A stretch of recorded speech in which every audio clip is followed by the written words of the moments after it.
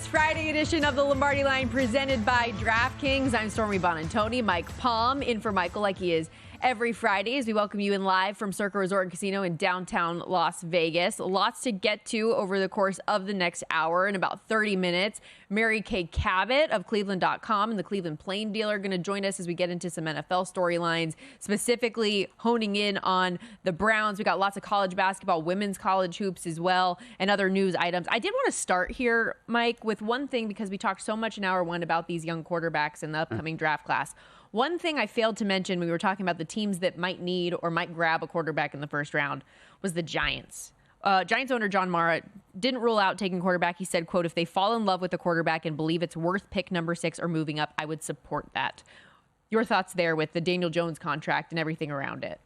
Well, I think they are looking for a quarterback, aren't they? They made that decision to re-sign Jones, and I know Michael spoke out about it at the time, and he has close relationships with the front office there in New York. But certainly they don't think the Italian kid is the answer for long term, right? I mean, he's a nice story and a feel-good story with the mom and all that. But they are in need of a quarterback. I don't know how far they are away, though.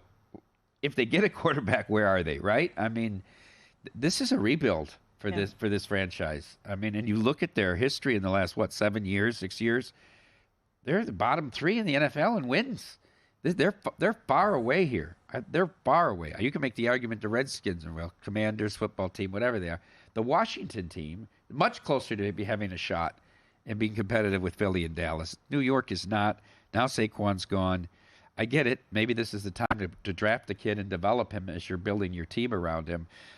It would make sense to me. Daniel Jones is not taking them anywhere. The Tommy DeVito experience, to your point, was not it either. Just entertaining. I mean, it was entertaining. It was fun. Right? It was fun while it lasted. My follow-up to this is something I asked Michael about yesterday, and I already know your thoughts on Drake May.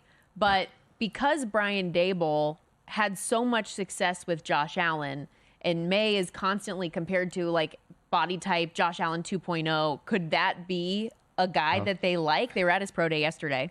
Yeah, but it's not a body type. The runner, not the runner that Allen got. He had a lot. 700 yards on the ground last season. Yeah, but also some of that's designed run, not what Allen does scrambling. I would say this: Allen got a lot better. He was developed very well to that point. He was not that accurate at Wyoming. They played Iowa. I watched him. I didn't think the kid was anything that great.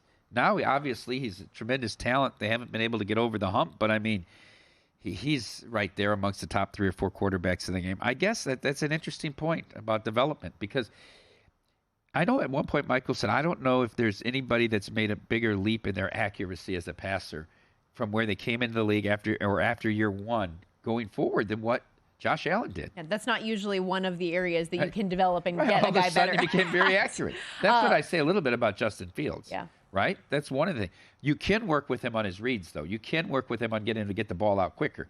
It's hard to get him the pass just to be that much more accurate. Giants quarterbacks in 2023, so that's Tyrod Taylor as well included in that with Tommy DeVito and Daniel Jones. Oh, yeah, I forgot about it. 34 total QBR, 29th in the league, worst QBR by a team in any season since the metric began. Any Giants team since the metric began in 2006. They were 27th in yards per attempt, 26th in touchdown to interception ratio, and 85 total sacks taken. It was rough. The Giants. What was Tyrod's individual QBR? I don't have that pulled up right now. I would assume it was the highest. It was above the 30. It was above the 34 average. I'm sure it He was. gave him a chance to win a lot of games. I'll tell you that. They should have won that game in Buffalo, and Daboll kind of scapegoated him at the end on the goal line. But I mean, I thought he always gave them the best chance to win, more than Daniel Jones.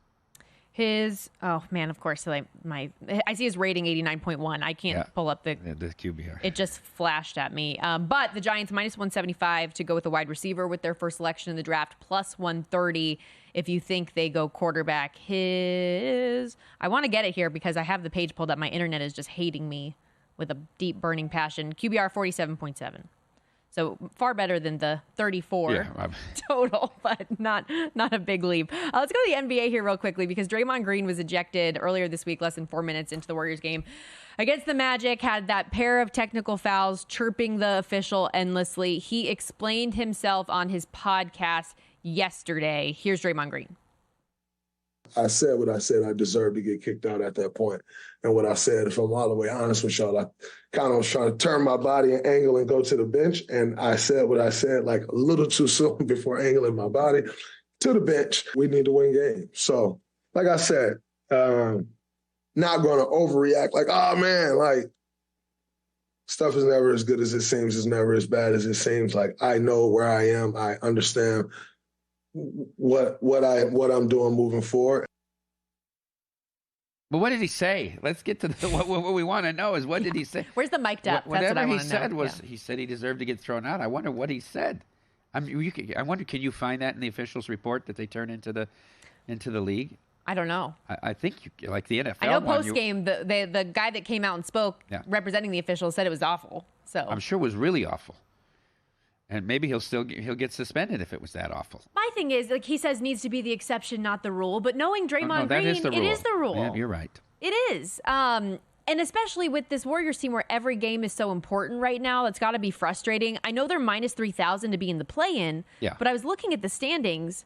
They're only one game up on the Rockets for that final play-in spot right now, and Houston's on a 10-game win streak. And you pull for the Rockets. I want to see the Rockets get in. And I know they have the tiebreaker over Houston right now, but they still have one more meeting together coming up next Thursday, which will be huge. Houston, to your point, plus 450 to make the play-in, while the Warriors are minus 3,000. You're going to take a shot with Houston? I don't mind that. Do it. Maybe I will. Send it in. Send it in, Jerome. Make the playoffs, the Warriors plus 285 to miss minus 370. But I don't think they have a chance to make the actual playoffs. If they make the play-in, that's one thing. The playoffs are another. They have to win 2 games on the road. Well, if you like Houston, they might. You could lay the 375 too. I mean, they won't even be in the play-in. Are the Lakers going to be in the play-in? The Lakers will be, right? Yeah, 9. You give that 9. And what is their odds to get into the actual bracket? Minus, right? Yeah. Yeah, they're like minus 1,800, I think. It's crazy.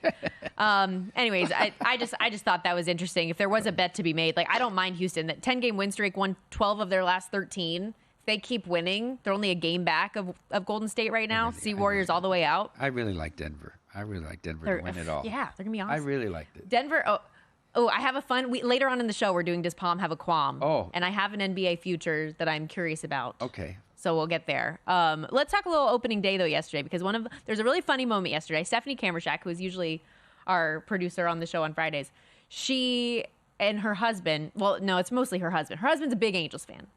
So they're texting about the game yesterday.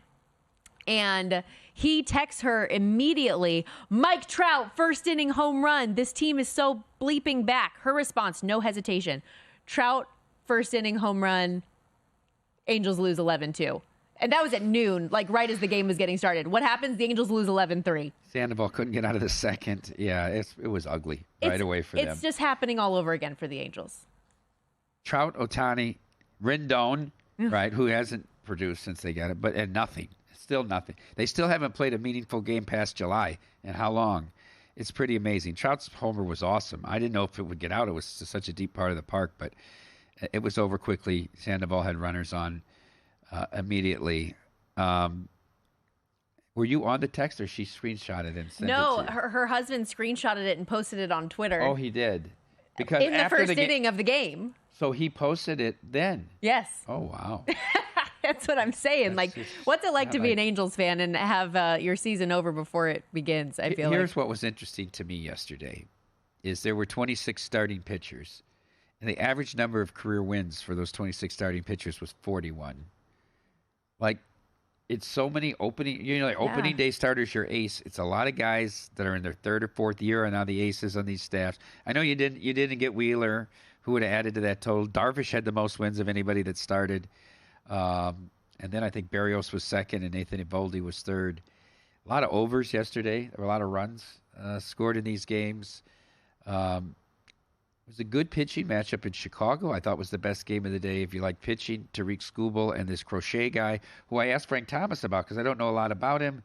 He had Tommy John. He came back from Tommy John. He throws 100. He was a reliever last year. They're stretching him into a starter, and he got the openings they start. And, he lost 1-0. So, interesting guy to keep your eye on as you move forward. So, we're early. It's hard to even pay too much attention because of everything. I'm also very focused on the NHL. These great cup You're focused playoff races. The NHL, I mean, right now. Like last night, we've got 2 Sweet 16 games. You've got a handful of Major League Baseball. They've got college hockey. And, like, where are you going to squeeze in the NHL? We got some very compelling races for the playoffs and seeding here. I was going to say that, and I know you're interested in the women's NCAA tournament, too. I love the women's side of it. It's like there's a lot going on right now.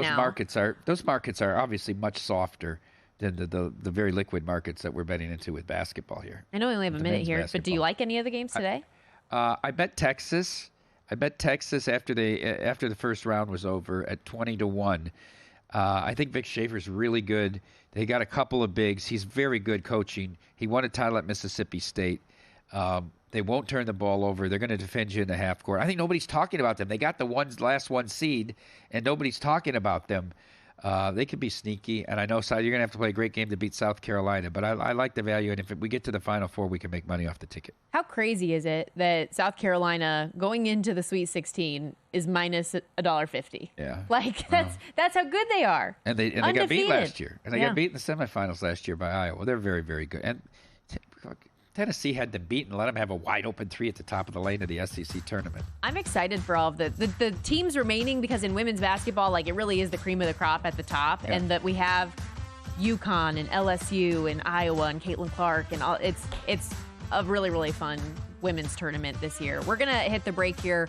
When we come back, we'll go back to the men's college games. 2 Elite 8 games are set. We'll be right back on the Lombardi Line.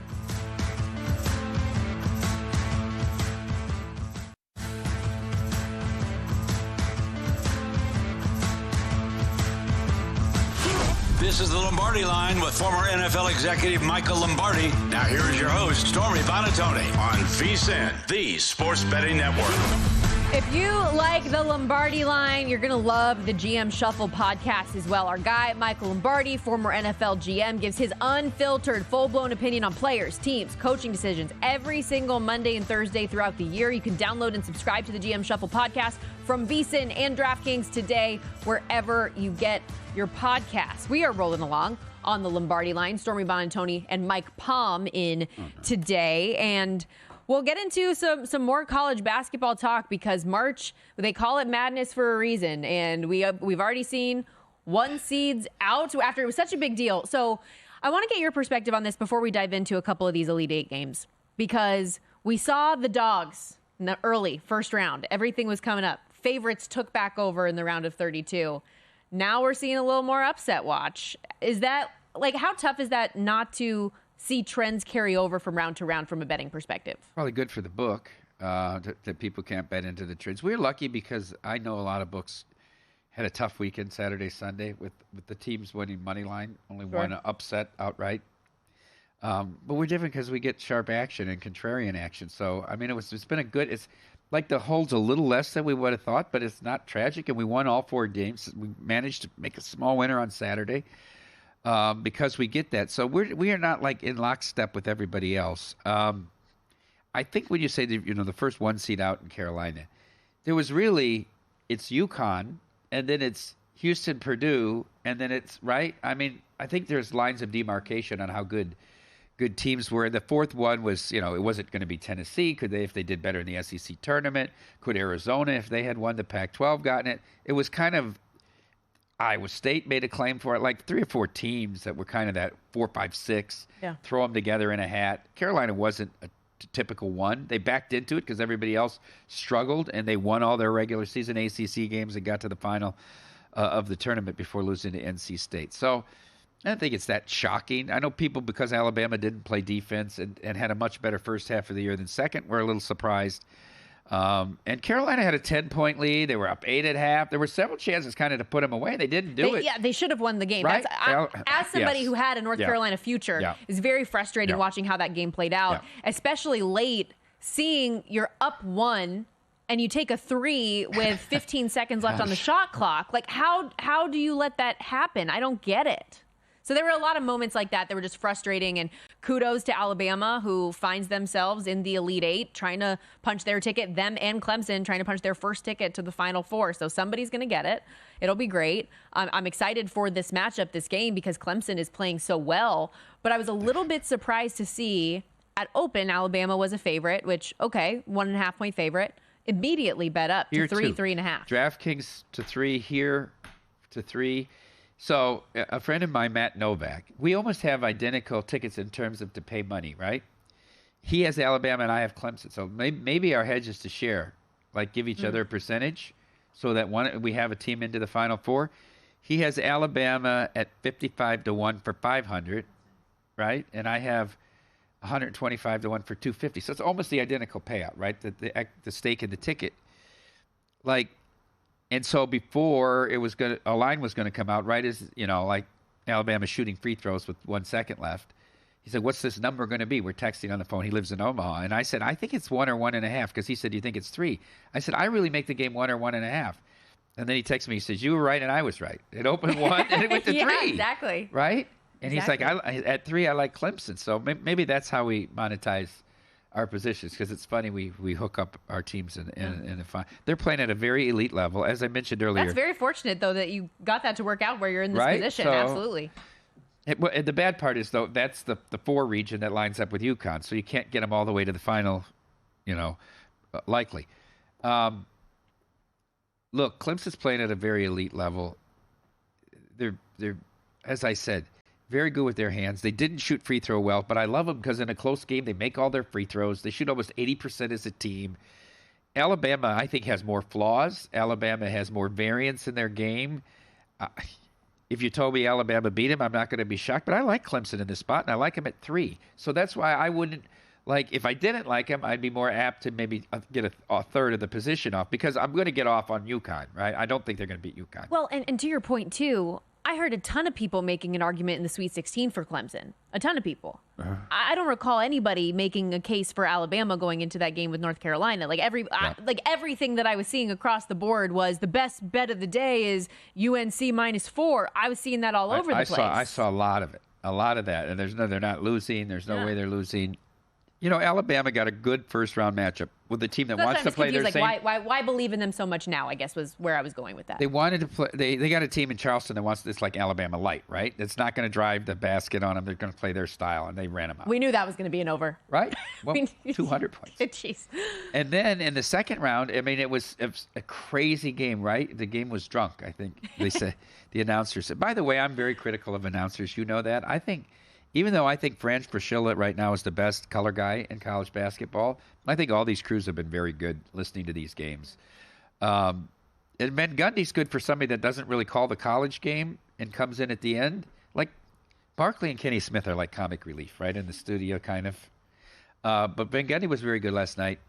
And they're not afraid to say, and Jim Jackson was very when these guys are making bad decisions and not aware of situations and taking shots that are very low percentage. I mean, which is good. So I think the crews have done a good job.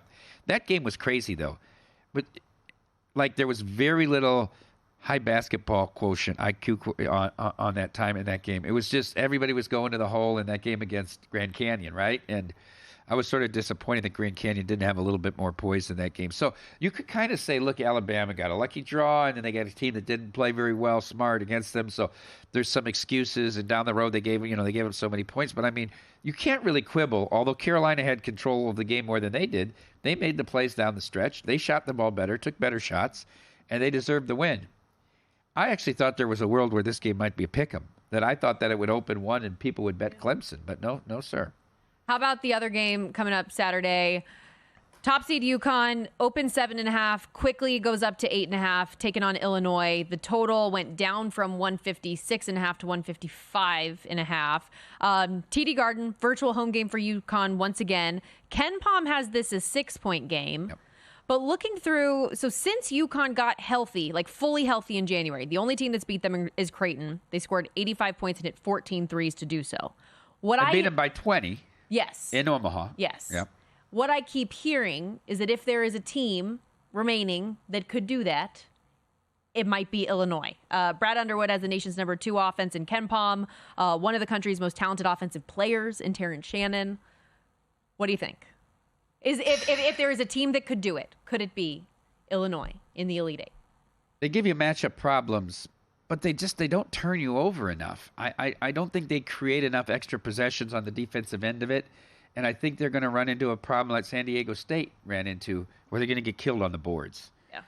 I don't see it happening. I'm not even. I don't know. I What guess was it, if the game, if the 50 game to got 29, is that what I said earlier? 50 to 29, maybe 27. I don't even something like that. I don't think there's a scenario. I could make an argument for the over because Illinois will play fast, and I think if they get behind and you can get a game that's 6-8 points as you come down the stretch and get a lot of fouls, you'll also be aided in that to get this game over 155.5. But I can't pull the trigger on the side. I said what I said about Illinois to play devil's advocate exclusively because I'm all in on UConn. Like after what I have witnessed just game in and game out from this team, I find it very, very hard to believe that they're going to lose. The spread, different story, 8.5. I still, based on everything that we've seen the last 2 years in the tournament, I feel like you have to still feel pretty comfortable laying 8.5, even though it is against a good team. And I love the Dan Hurley post game yesterday. We suck in close games, so we have to settle for the alternative. He's always crying, isn't he? I hope that his wife, does what she needs to do with the dragon underwear or whatever. I don't know. You're Doja Cat now. I said what I said. I still don't lay points like this. Right, I just don't play these games. Like talking to a mall with 12, I said you're going to lay there. I don't want to do that. Huge spread for an Elite Eight I'd much rather play games where the margin is 3 to 6 points. I think there's more control from an in-game perspective when you do that. But yeah, this team is special. How do you feel like going in when you go back in time a year? How did you feel heading into the championship game last year? How optimistic were you that San Diego State was going to be the national championship? Not optimistic. Right. My hope was that it would be a close game. And I felt based on the amount of defense of San Diego State that maybe they could keep it close. Yeah. Maybe they could keep it under double digits. And they did for a second. They brought it back within like 5 or 7 late. They end up ultimately losing that game by 17. They lose by 30 yesterday. I just feel like this team has a way of getting out with a larger lead fast.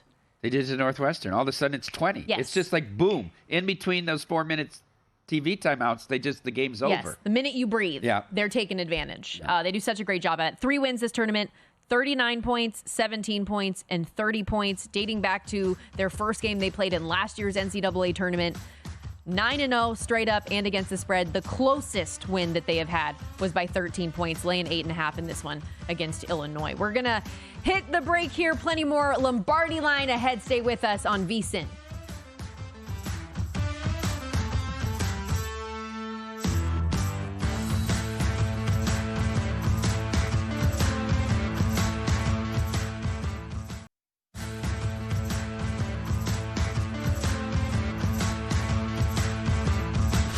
This is the Lombardi Line with former NFL executive Michael Lombardi. Now here is your host, Stormy Bonatoni, on VSiN, the Sports Betting Network.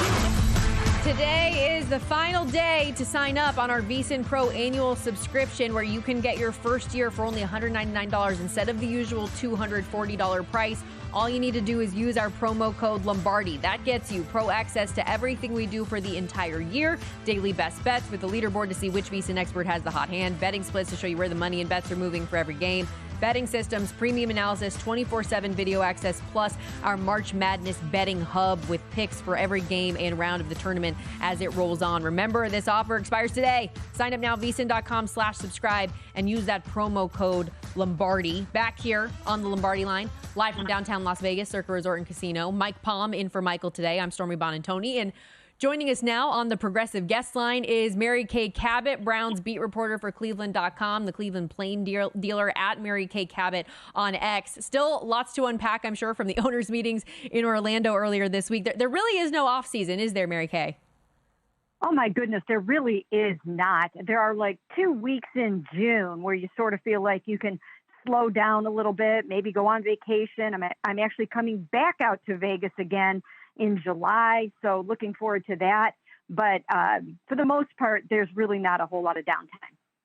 Mary Kay, I want to ask you about the quarterback situation in Cleveland and sort of the pecking order. I thought it was very interesting last year that I thought the Browns very early anointed DTR as the successor to Deshaun Watson. I mean, P.J. Walker played 3 games. They went 2-1, and they're away from a deflected interception in Seattle and going 3-0, yet he gave way to Thompson Robinson, who maybe was in a little earlier than he was ready for.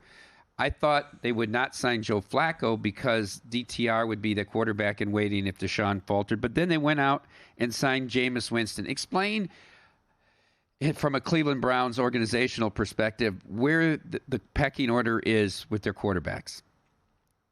Well, obviously, Deshaun is number one. Then you've got Jameis number two. And then it will kind of be between Tyler and DTR for number three. And we'll have to see how that all plays out. I do know that the Browns love DTR. They were very happy with what they got from him last year, even though, as you mentioned, he was kind of thrown in to the fire a little bit, really wasn't ready to start that game against the Baltimore Ravens here in Cleveland. But he came back, he beat the Steelers, and he did some nice things. So I know they really think very, very highly of DTR, and it's really just a matter of how this all shakes out in the preseason. I know having to go through 5 quarterbacks last year was a lot, and so they wanted that support in the quarterback room. But I feel like a lot of people were surprised that they did bring in as much as they did.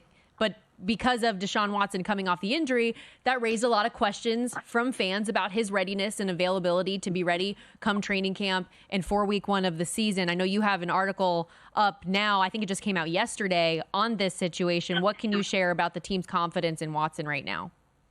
Well, first of all, 4 quarterbacks is not really unusual at this time of year or even throughout training camp for the Browns because they had 4 last year as well.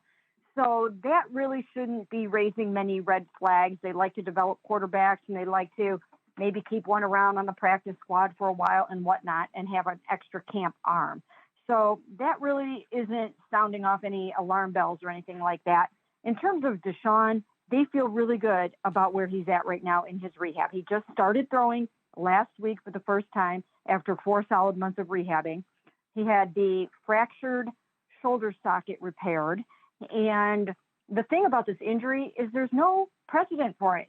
I cannot find another NFL quarterback, at least in modern times, that has had this surgery. So you can't really say, oh, well, this guy came back in 6 months and he was totally fine. There's nothing. I mean, he's going to be blazing his own trail with this. But fortunately, he has one of the best shoulder surgeons in the world that operated on him. And everybody's super optimistic about the way that it's going right now and that they believe he will be starting the season in September. Mary Kay, I think many around the football world were surprised that Mike Vrabel did not land a head coaching job immediately once the offseason started. But Cleveland has adeptly brought him in to be a consultant, a player and coach consultant. What kind of impact will Mike Vrabel have on this team in the coming year?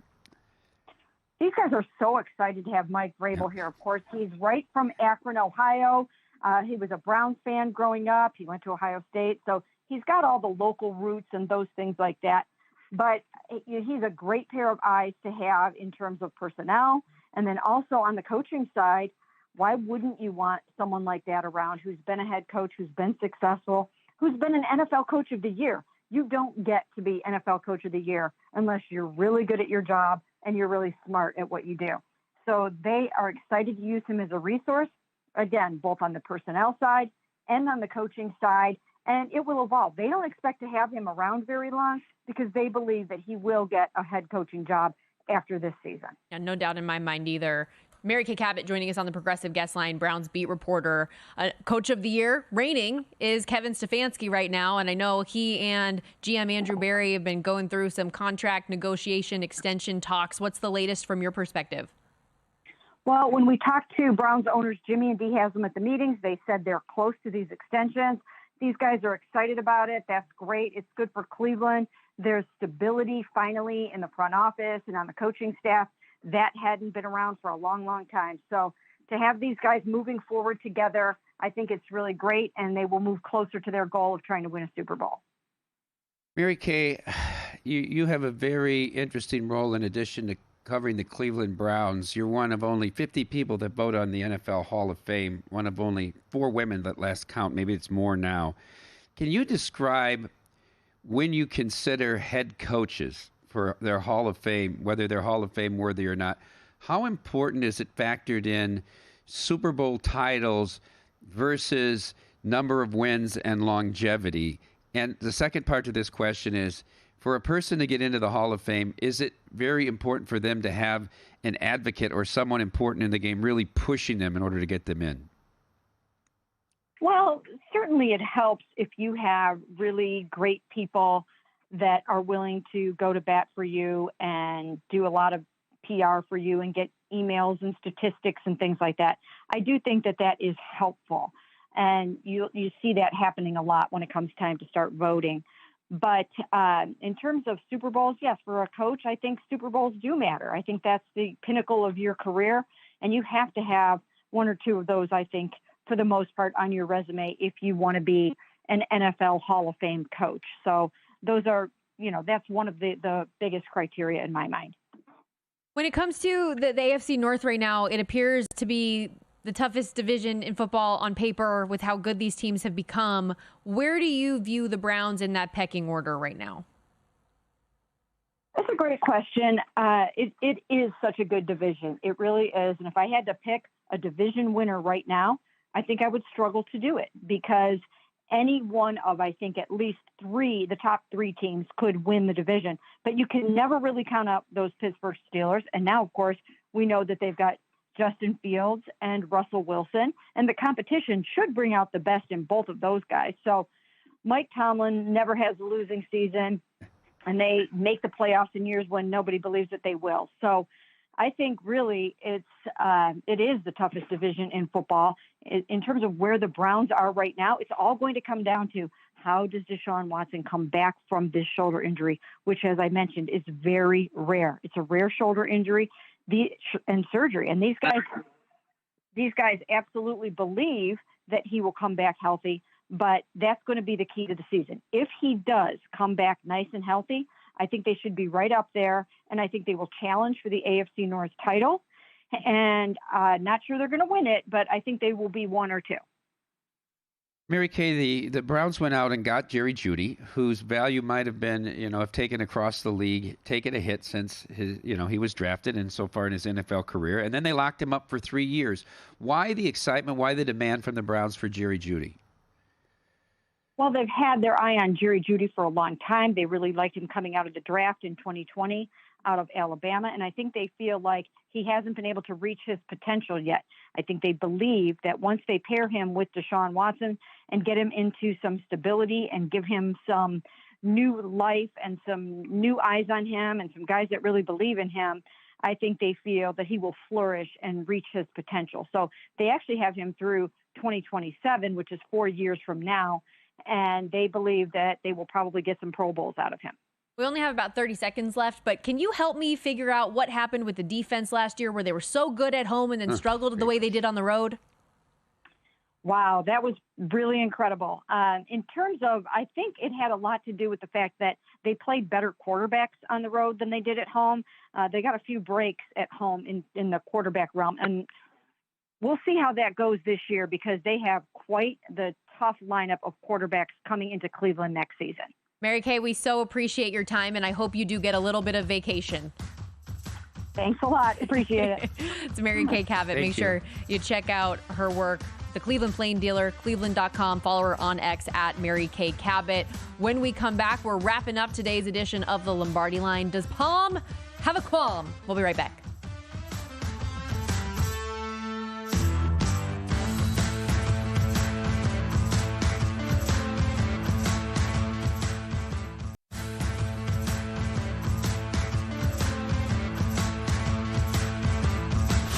This is the Lombardi Line with former NFL executive Michael Lombardi. Now here's your host, Stormy Buonantony, on VSiN, the Sports Betting Network. There's never been a better time to have skin in the game with DraftKings Sportsbook because right now we have a VSiN exclusive for new DK customers. You can earn a $500 bonus bet for every 1,000 you wager, up to $2,500 in bonus bets your first 3 days on DraftKings. Don't wait. Download the app now. Use the promo code Lombardi when you sign up. Again, that earns you a $500 bonus bet for every 1,000 you wager right now. And don't forget to make a stop at Total Wine and More. With so many bottles to choose from, it's easy to find your favorite, all at the lowest prices for over 30 years. Find what you love and love what you find at Total Wine and More. Plus, please drink responsibly. Must be 21. We are wrapping things up on the Lombardi Line, live from downtown Las Vegas, Circa Resort and Casino. Stormy Buonantony and Mike Palm with you, and it's time for Does Palm Have a Qualm? I'm going to go through a few bets most of them being plus money props, and see if you might have interest or if you have a qualm, okay? Starting with the draft. We've seen a lot of steam on Mr. J.J. McCarthy over the past week, following some comments from Tom Pelissero on NFL Network, all of the glowing reviews from his former head coach at Michigan and Jim Harbaugh. J.J. McCarthy to be the number 2 draft pick, down from 18-1 earlier this week to plus 275. Would you have a qualm with McCarthy going number 2? Puke. Well, she always says it queasy or what, uneasiness. Steph always says, we miss you, Steph. No, this is ludicrous. 275. Another number that's missing is 0. How about 27.5 to 1 maybe? First of all, Jaden Daniels, you heard it from Brian Kelly. I mean, Washington. I mean, now he's going to be number 2. He went from mid to late first round to maybe top 10 to 4. Now 2. I mean, he was a game managing quarterback at Michigan with a really good team. I get it. He's a winner. Tangibles, Harbaugh, 275 is a joke. Big qualm. You are, however, buying the steam on Jaden Daniels from minus 120 to minus 160. I do. Okay. Love it. How about wide receivers in the draft? The prop currently is sitting at 6.5. Michael always jokes all the time on the program, we're going to have 10 wide receivers. This is supposedly... He hates that drafting wide receivers. He hates it. This is supposedly, though, a very strong wide receiver class. Over 6.5. Do you have a qualm? I don't know enough about the depth once you get through the top 3. What do you think? You know more about it. I was trying to go through a bunch of mock drafts, and I feel like this is one of the markets that, at least based on the mocks, is very on the nose. Yeah. Like, I've seen a couple that have had 8, but bulk of them are 6 or 7. So it's like right on with what you would expect this number to be. I think I would guess 6. Okay, so I'll say no qualm with the over at plus 150. Okay. This one, I think that you will have interest or intrigue in. How do you evaluate Malik Neighbors? How high are you on Malik Neighbors? I think he's awesome. I do. I think he's really, really good. But I don't know. Do you think there's a world where he gets the first wide receiver taken over the name Harrison? I don't. Okay. I know that Michael he's in the know and he talks to a lot of these people, whereas I do not. But based on what I've seen and the way that Marvin Harrison Jr. has been talked about for the last couple years now. They say he's the best player in the draft, right? Correct. You look at all these big boards and he's number 1. It's I would find it very hard to believe for Marvin Harrison Jr. to be supplanted. And I know a lot of people, when they look at tape, they go to that Michigan game where he basically caused that interception that McCord threw. It was 97% his fault that pick got thrown. Bad day for him to have a bad day. But every other big play that needed to be made, I don't know. I thought he did everything. I thought against Notre Dame, Emeka Egbuka stood out to me more than Harrison. Just to my eye. Okay. Yeah. I don't know. I feel like it would just be hard to believe that he would get upset. And he's an odds-on number for a reason, right? So it's pretty rare for those guys to get squashed. How about this one in Major League Baseball? Shohei Ohtani to win NL MVP plus 750. Do you have a qualm? So I have a qualm because there's still going to be voter perception that he did something wrong. Where if not did something wrong, there's something wrong with his camp and the way it's run. And he's not pitching this year. I would say if he's pitching this year, I could overcome the betting story. But he's not pitching. He's only hitting. And the team's loaded. I have a qualm. I think that's too short. This is such an intriguing story. I want answers, and I know we're not going to get them for such an incredibly long time. If you had to wager, and here's your wager, not Major League Baseball, but did Shohei bet on sports? He's come out and said, I bet on no sports. Ooh. Did he bet on any sport? I would bet yes. And this is just conjecture. We don't know. I would bet yes, but I'm not sure I would say yes with this $4.5 million situation, that it's him betting on sports with this. But the fact that he said, I've never bet sports, I don't think I'm buying that. How does the interpreter get a $4.5 million line of credit? Because you're assuming, if you're that guy, that you're bankrolled by Ohtani. But that's a big assumption. The guy's got so much to lose that he would be associated with it. Well, it's supposed to be underground, right? It's one thing. There's these poor guys in Detroit that are in the parking lot of the practice facility and put a bet in on their phone. I mean, so much of this stuff happening right now. I hope it's gets out of the way these first couple years where gambling is more prevalent for the public, and then things calm down, because it's not a good look right now. It's really frustrating. Well, the worst thing is this center in the NBA. But I think, if anything, that's good to show that DraftKings reported it, got through this very quickly. If anything, that shows legalized sports betting is working, that you're finding these things. But here's, the gaffe is there. If you're going to put up props on guys that play 7 minutes a game, there's the gap. I wanted to ask you this, and I'm sorry, Steph, we're going to interrupt this, but you are around these college athletes all the time. The big push to no more props on amateur athletes. Right? And when Derek met with Gloria, the commissioner, the commissioner of the Mountain West, she said they're going to push for this because there's too much harassment of these athletes. People are writing them letters. They find their phone numbers and going after because you cost me so much money because you didn't get over 23.5 points. If it was still amateur sports, I would agree. But because of NIL? Because these kids are getting paid now. They know what they got into. It's like the movie Airplane. They bought their tickets. I feel like it's basically professional sports to an extent now. And that, I don't mind it. I don't mind it. Really? Okay. I'm glad I asked you. You're around these athletes all the time. That's my personal opinion. Okay. I don't mind it. Okay, does Palm have a qualm with UCLA women knocking out LSU today, plus 130 on the money line? They should be favored. UCLA should be the favorite in this spot.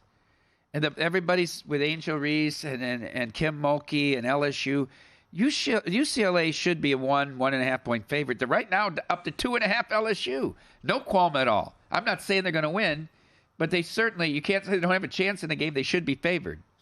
I know the NCAA would love to have a Caitlin Clark Angel Reese regional final. We all Everything's set up though, right? Everything's set up for all these blockbuster games, and the handle is up 400%. It's just amazing. The ratings are up dramatically. 5 million people watching them play.